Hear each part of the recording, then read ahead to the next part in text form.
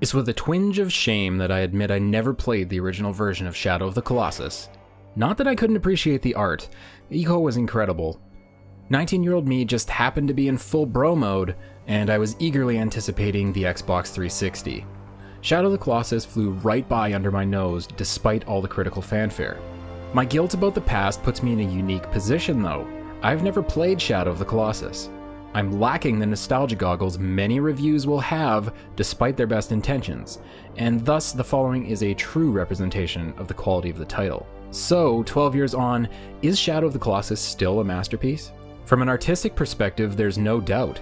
Shadow of the Colossus is mesmerizing and seductive, whimsical and ethereal. The world is barren and desolate, yet teeming with wonder and possibility. The design feels wonderfully intentional, bringing the player's attention to each of the gorgeous details and encouraging a great deal of standing around, marveling at the beauty of it all. This feeling is propped up by the fantastic photo mode that's baked in. There have been some really great ones lately, but this one is truly outstanding. I am not being hyperbolic either.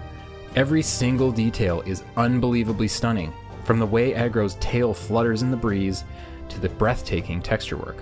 Yes, the rock walls in Shadow of the Colossus are good enough to be recognized specifically in this review. If you've got a PS4 Pro, pick the resolution priority mode. This game is undeniably cinematic, and 30 frames per second arguably suits the mood much more accurately. There are two phases of the game, traversal and combat, and the experience of both is directly informed by the art and visual execution. The camera sweeps dramatically across the terrain as you gallop across the plains or trot through the woods. The scope of the world is tremendous.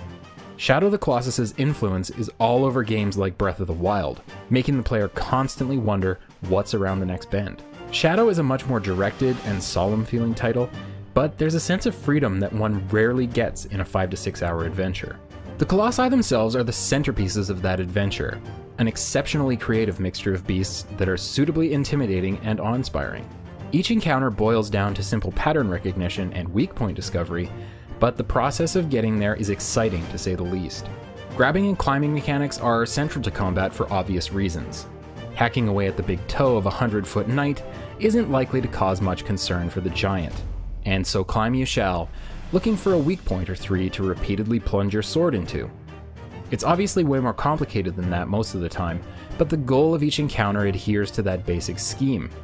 Under the modernized control setup, R2 is a dedicated grab button that needs to be held anytime there's hanging on to be done. The jump button then acts like you might expect up on the stick to, letting you scale ledges or climb things faster. The interplay is frustrating at times as character movement can feel a little like you're in molasses, but then again hanging on to the arm hair of a huge ape as it tries to shake you off probably shouldn't be trivial. Scaling the Colossi also requires a constant balancing of stamina, one of only two UI elements I'd consider gamey. In other words, Shadow of the Colossus is a true showpiece for minimalism in games. Only the absolute essentials are displayed. Health if you're injured, stamina if you're doing something that requires it. Outside of those moments, the full field of view is dedicated to immersing the player in the world. Other games have tried to do this, but this is perhaps the best implementation I've seen. There's a story, of course, but very little is explained, and there's a lot of space to invent personal theories and headcanon. Dialogue is minimal, and only points in the vague direction of your goal. This lack of explanation left me pondering a lot of things, and I can't help but believe that some of the longer traversal segments were specifically intended to give players time to construct theories about the world. Shadow of the Colossus is obsessed with showing, not telling. It respects the intelligence and intuition of those playing, and expects that you'll be able to manage things. There's no breadcrumb trail, no hand-holding, and no in-depth forced tutorial sections. Shadow knows you'll figure it out on your own. You'll have no choice. Somewhat at odds with that is the speed at which vague hints are doled out during battle. After a few short minutes, Dorman begins to give a general strategy for defeating the beast at hand. That happens far too quick for my taste. Let me puzzle things out a bit longer, or at least let me die before giving me hints. I also ran into some pretty nasty bugs as I was playing. A few times I fell right through the world, while other times the main character would just lock up for a second or two. The audio in a few cutscenes was wildly out of sync too, to the tune of 4-ish seconds.